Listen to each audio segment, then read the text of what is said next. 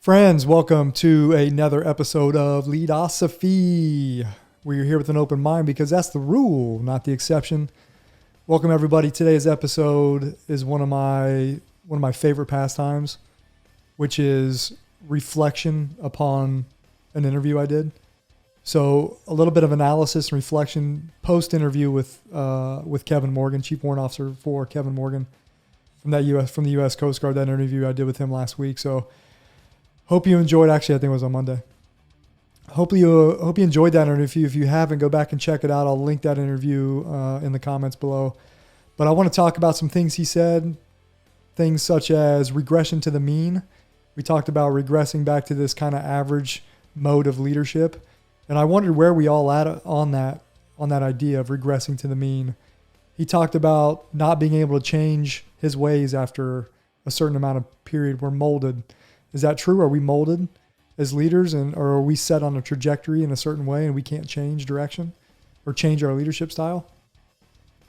And a few other things he talked about that I want to dive into in this episode, including the analogy of making spaghetti dinner, but you don't get to shop for the ingredients. And he was talking about in the military how, we are the people we serve with. We don't often get to pick who we serve with. We don't get to hire our team.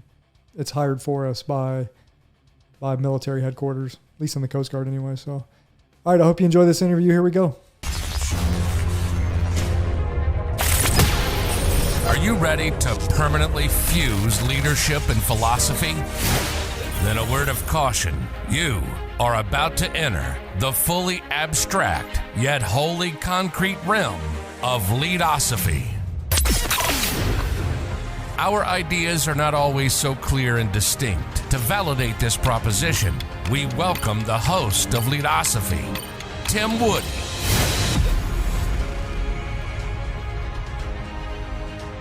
All right, friends, Leadosophy friends, welcome back to the show. Again, you're here with an open mind because that's the rule and not the exception. I want to talk about why I enjoy post-analysis interviews. It's because I get to use my own tools of philosophical thought to deepen my understanding of the conversation I had with someone. And I think I mentioned this on other episodes before, but when I'm interviewing somebody, a lot of times I'm focusing on the questions and coming up with new organic questions based on what they're talking about. And I like to go back and listen to those interviews and see what I can pick up post interview. And that's kind of what I'm doing today with Kevin's interview, Chief Warrant Officer 4 Kevin Morgan. Because there were some things he said that I didn't really catch the first time I listened to the interview, and I caught it again. And again, helps me deepen my understanding of what leadership means, improving my understanding or the pursuit of mastery of the field of leadership from a theoretical standpoint, and then marrying the theoretical with the practical. Before I dive into Kevin's comments, you may not be watching this. If you're not watching, I'm holding up a coffee cup, a little sea story here. On the coffee cup, it says Coast Guard wife. So when my wife assumed command of this Coast Guard unit in Cape Disappointment, Washington, Ilwaco, Washington, which is southwest corner of Washington State, when she assumed command of that search and rescue unit, our first couple weeks in town, we were down in the harbor and went into a store. And the owner of the store gave me this coffee cup. And I was told that he expected me to be a woman, the spouse of the new Coast Guard commanding officer. So that's why he had the cup made, or the coffee cup made, that says Coast Guard wife. So funny story. I was expected to be the person taking command and not actually my wife. But yeah, so I'm the Coast Guard spouse. I have the coffee cup that says Coast Guard wife, and my wife is in charge of the Coast Guard station. So that's my little sea story of when we showed up to Ilwaco, Washington, Cape Disappointment. All right, Kevin's interview.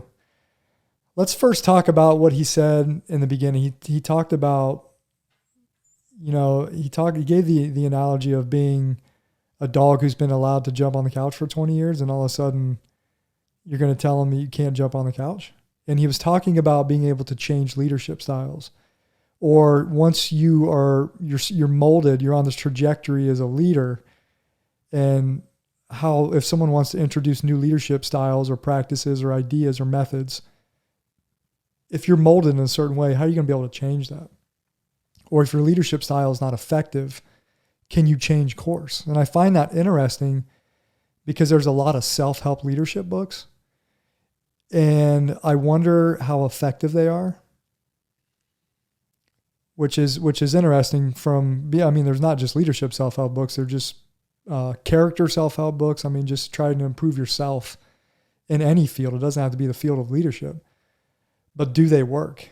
What does it take to take tips or ideas from self-help ideas and apply that to, say, your leadership style? Can you put that into practice in the field? I think maybe. Whether it's trying to be, I think from a emotional intelligence standpoint, let's say you may be identified as a leader that lacks empathy. Can you change that? Can you work on the empathetic skills? I think so. I don't know. What do you think? I would love to hear your feedback on that. And empathy is just one thing I think of. There's a ton of different different ideas or skills or traits we could work on. But as far as your character traits go and how they apply to how you lead, can you change those? What's changeable? What's malleable? And then what is fixed and rigid, right? One of the last courses I had in Gonzaga was identifying your strengths and weaknesses.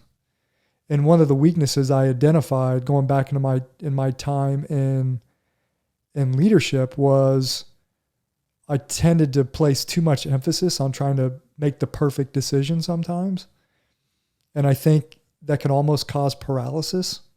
It can cause you not to act. When you put so much emphasis on how you're going to act, that can cause you not to act or significant delays in action. When you're searching for the perfect answer, right, that can be a detriment to what the answer actually should be. So is that something I can work on? Can I change that after being like that for so many years? This is something I identified nearly 25 years after my Coast Guard career started. I noticed that in an academic setting. So I don't know. It was a good thought that Kevin brought up. I wanted to maybe add some more context to what he was talking about when he was explaining his favorite type of leaders that he's worked for and the leader that he tries to emulate. It's leaders that have your back. And I want to reemphasize that, knowing Kevin as well as I do, it's not leaders that have your back unconditionally. If you make a terrible decision, just a blatantly terrible decision, Kevin's not talking about leaders should still have your back, right? They may help you through making that terrible decision, but they should tell you it was a terrible decision and act accordingly.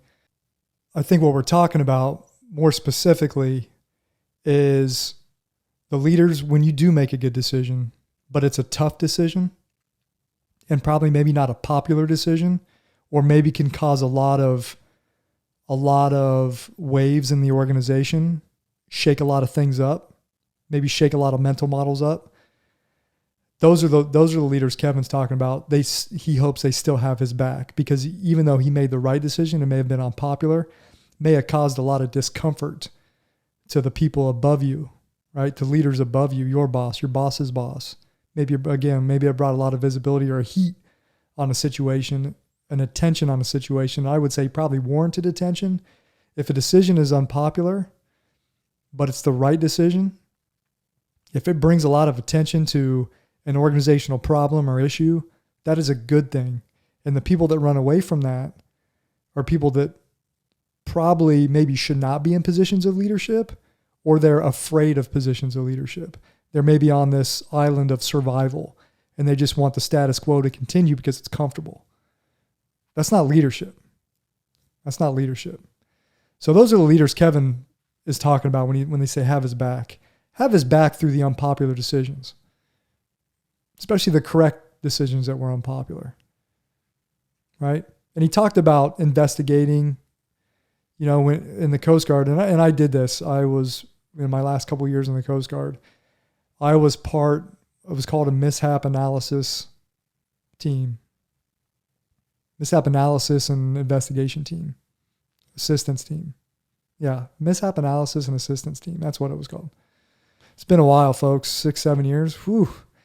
Anyways, our job, when there was a boating accident in the Coast Guard, and I mean a Coast Guard boat crew that got into an accident, whether they sunk a boat, they hit another boat, they hit a person, something happened internally in the organization that caused this mishap analysis and assistance team, we would go out in the field to these units that had this mishap or accident. Mishap is just another word for an accident, boating accident. And we would try to pull that accident apart and try to figure out what happened, what went wrong, right? Was there human error involved? Was it mechanical failure? Was it a combination of both? Were there policies or procedures that were in place that were poorly written or not in place at all, or in place and they shouldn't have been there, that contributed to this mishap or accident? And Kevin was talking about, the Coast Guard, it can appear sometimes that mishap investigators that come into a unit can want to tear the unit apart and try to find something wrong. And that's the one example that he was giving as far as the person who, when Kevin made this decision that was very hard at one of his Coast Guard units, and it was a mishap technically, but they could have potentially saved life. He was talking about the person who went straight to, we got to come in and do this mishap investigation, not, hey, good job. So Kevin was juxtaposing that type of leadership versus the leader was like, hey, I know you put this boat in jeopardy and damaged the boat, but you almost saved the life. Great job. Great job following policy, doing what you were supposed to do. Granted, you hurt the asset or you caused some damage to the asset, but you guys were doing your jobs and you made the right decision. I have your back. So I know we talked about that for a while, but it's important to bring out these discussions of what effective leadership looks like to one person, what effective leadership looks like to another person. I thought it was interesting when I asked Kevin his idea or ideal effective leader, he went straight to someone who has his back. And I wonder if because of certain experiences that he has had in his military service, is that now one of the more impactful characteristics of a leader for him? Is it very situational? And we talked about that. And we'll talk about that a little bit later. We talked about the regression to the mean. And I am of the mindset, and I don't know if this is right, I'm kind of talking out loud here. I'm under the mindset that a majority of us are all just average leaders. I like looking at it like that. None of us are special. None of us are on this pedestal of leadership where our leadership abilities are so far superior than others that, our effectiveness level is off the charts. I like to think of all of us just kind of average leaders doing the best job we can with the information we have to work with, the people we have to work with. Right? Going back to the military, our teams are selected for us. We don't always get to pick the context that we get to lead in. And that was the fun side of leadership for me. You show up to a unit. When I showed up to my unit in Long Island as a commanding officer, I didn't get to hire anyone. I showed up and this was my new team.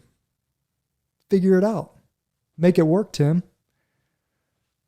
Get a bunch of people to come together to achieve some common goals. And you know what? That part was kind of easy because the Coast Guard gives you the goals to pursue. You have the mission in front of you. You don't get to pick the mission. You can pick how prepared you are for the mission, how prepared your unit is for the mission. You control that aspect.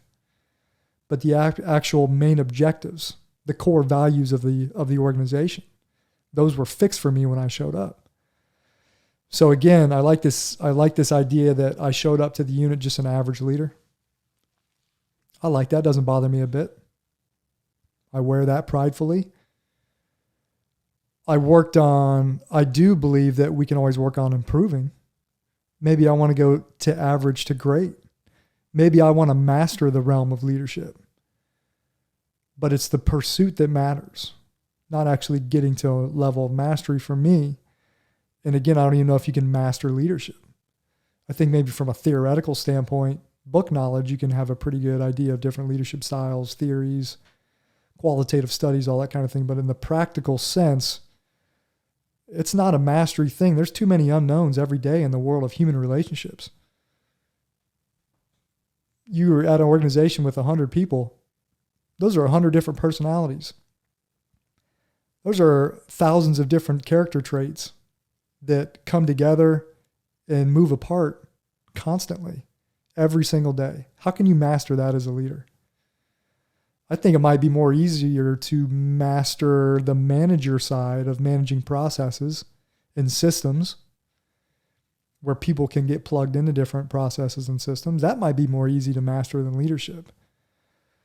But anyone that tells you they've mastered leadership, oh man, I might turn around and walk away. Or I'd at least have some healthy dose of skepticism with that one.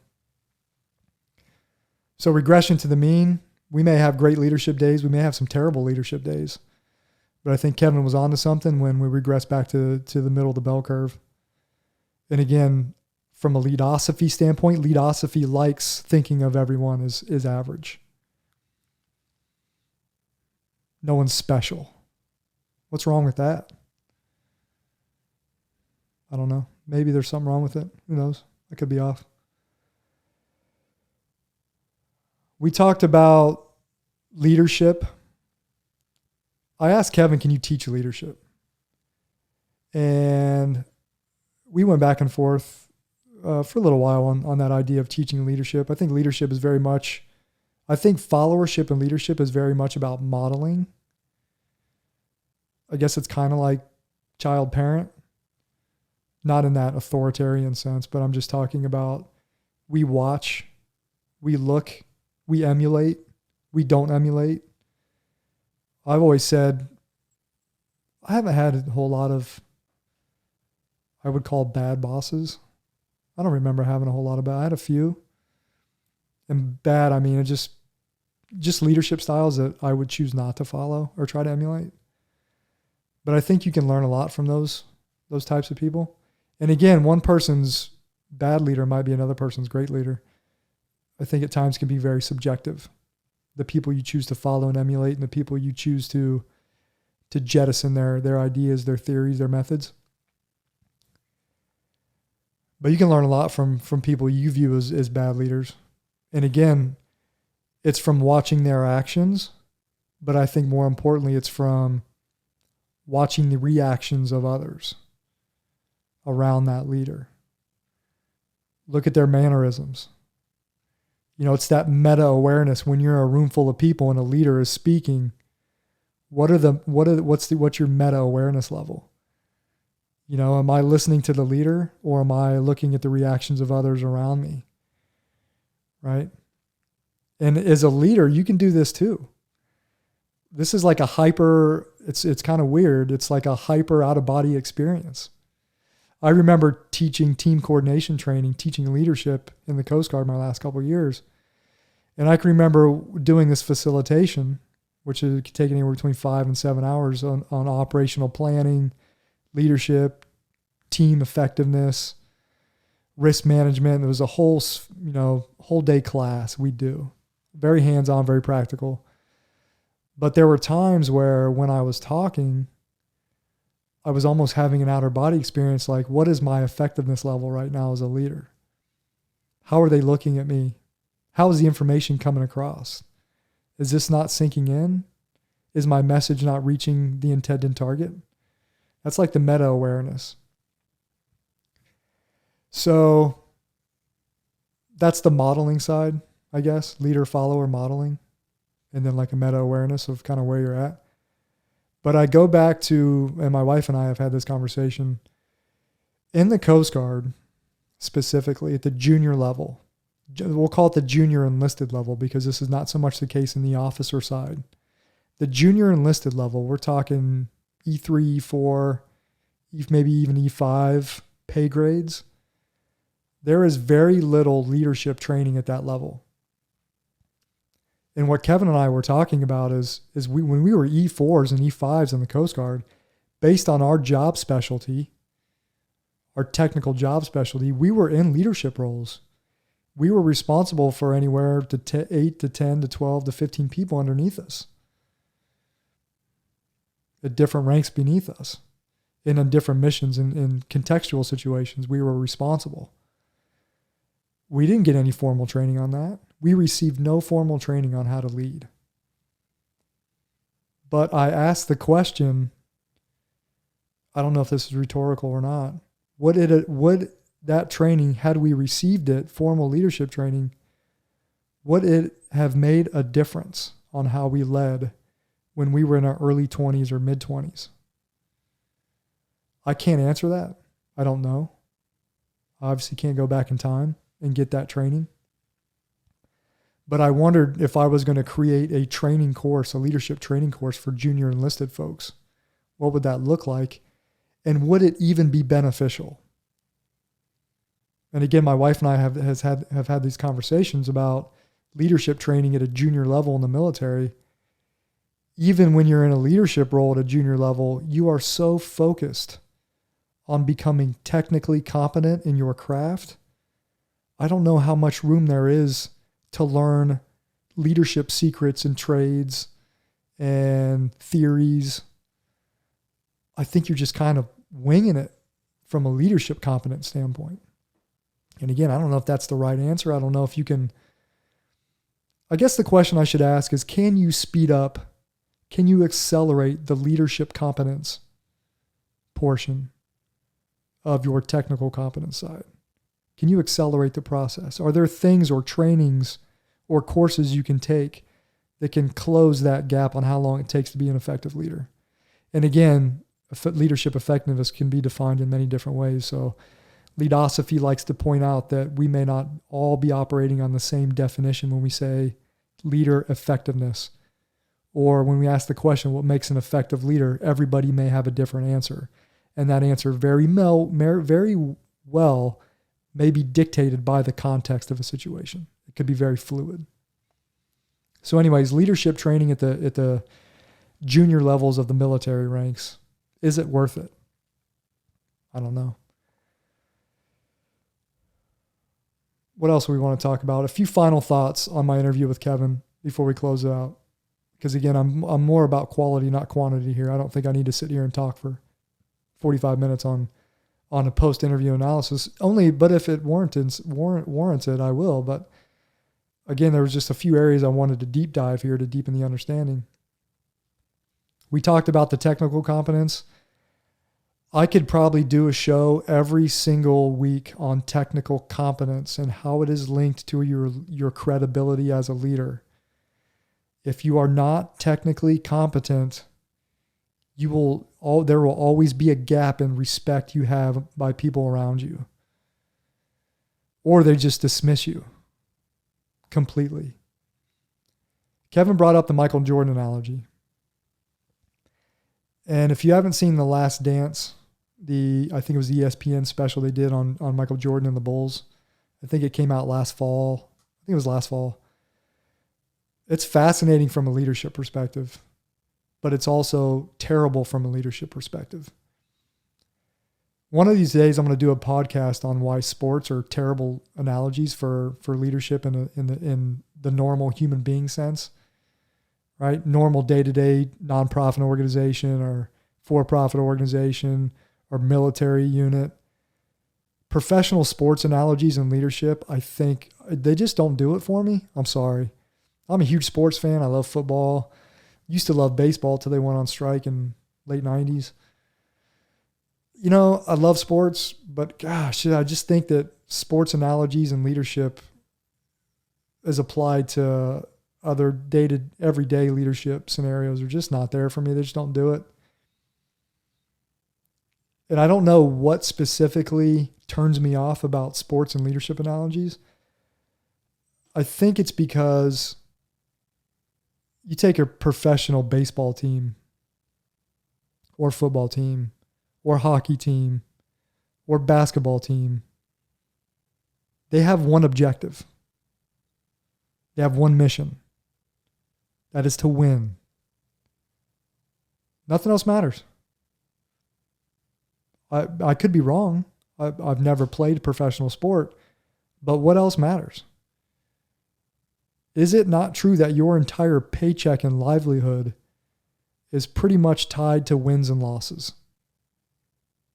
Whether you're the coach or the player, whether you're the general manager or the vice president of operations. Maybe if it's a family-owned business, you have job security and you can focus more on the money business side, right? But if you are a player or if you are a coach in professional sports, your only objective is to win. So from a leadership standpoint, it's real simple. You have one goal. You have one goal. So going back to the Jordan analogy, and we talked about technical competence, everybody followed Michael Jordan, yes, because he was the most technically competent person on the court and on every given night. But in the normal day-to-day sense, there's a lot more to leading than just winning, right? And again, technical competence is important, but Michael Jordan could have been, or was by many, he was very, obviously he was very, had a lot of pride in what he did and didn't accept anything but anyone's best effort day in and day out. A lot of people didn't like the way he led, but they followed him anyways because they knew he could help them get to that one objective, which was winning. In the normal business world, I don't know if it's really like that. There might be multiple objectives. And I'm talking overarching objectives. Maybe on the day-to-day, there might be one objective to accomplish, but I don't know. That was kind of a ramble. I apologize, but there's something that doesn't sit well with professional sports, athletes, and leadership analogies in the business world. There might be some crossover as far as character traits and maybe fiery speeches. Even fiery speeches doesn't do it for me. I think it's like a hit of dopamine maybe. Again, regression back to the mean. That team will succeed based on their preparation and not a fiery speech, in my opinion. But anyways, would love to hear your thoughts on sports analogies and leadership. Again, I would love to do, I'm going to unpack that more in another show. I'm going to try to break down why Leadosophy hates sports analogies to leadership. So look for that one in the next couple weeks. Okay, the last one I want to talk about is Kevin talked about in the leadership world in the military specifically, how you lead is, I'm going to see if I can phrase this the right way. It's almost like this illusion of free will. Does that make sense? You think we think we have more influence as a leader than we actually do. And I'm going to try to use an analogy that I got from one of my professors at Florida Atlantic University, one of my philosophy professors, Professor Banchetti, if you're listening. I got this from you. This is the illusion of free will. Again, this is Leadosophy, the fusion of leadership and philosophy. So I'm going to give you this scenario. You walk into an ice cream store and you're not lactose intolerant, and you see the cooler of ice cream. And when you're walking into the store, all you know is that you want ice cream. You don't know what flavor you want. You're open. Your mind's open here. You walk into the store, you look into the case, and you see 3 flavors. Chocolate, Superman ice cream. Have you ever had that stuff? Man, it's good. It's obviously all the different colors. So chocolate, Superman ice cream, and hazelnut.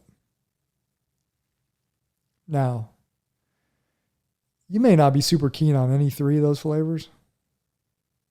Maybe I said 4 flavors. Was there 4 flavors? We'll call it the 4th flavor vanilla. There you go.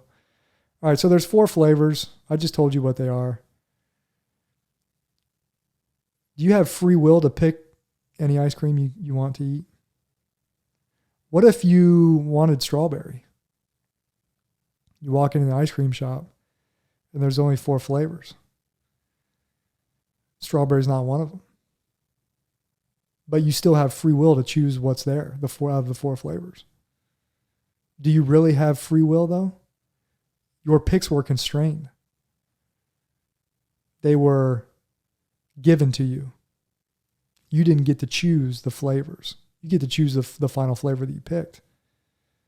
But you didn't get to choose the flavors that you had to choose from. So do you really have free will? It's almost like a paradox, right? So back to how you're probably like, Tim, what in the world does that have to do with leadership? Leadership is, I think, a lot, or maybe a lot like that. Again, I go back into my time on Long Island, my Coast Guard unit at Long Island. I walked into that situation nearly 10 years ago.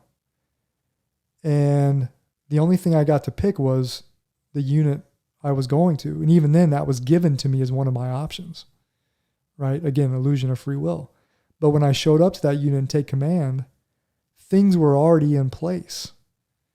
The mission was in place. The people were in place. The assets were in place. How much influence do I really have as a leader? It's an interesting question. Interesting question, the ice cream shop analogy. Now, I'm not saying we don't have any influence. But again, so many things are contextually in place for us every day in a leadership role. Even the decisions that we make, there's certain decisions we're forced into certain decisions we have to make. So that's my final thought on contextual situations and fixed conditions as a leader. The illusion of free will, or maybe we have complete free will, who knows? You should check out some Schopenhauer on free will. Good stuff. All right, folks. That's enough of the analysis and recap of my Kevin Morgan interview. Again, dynamic interview. Kevin's a lot of fun. We're going to do it again probably in a couple weeks. Kevin, if you're listening to this, I know you want some redemption. Want a little more preparation, and that's cool. I'll give it to you. I'll give you some good questions that we can talk about. You got to watch Kevin. Kevin likes to get into some sort of the more inflammatory topics. So I want to get Kevin maybe on the show, and we'll talk about some more sensitive leadership areas, which should be a lot of fun. So, all right, folks. Hope you enjoyed this analysis and recap, this episode of Leadosophy. Remember, Leadosophy is about using the tools of philosophical thought to deepen our understanding of leadership and of life. I will say of life as well. All right, thanks for watching. See you next time.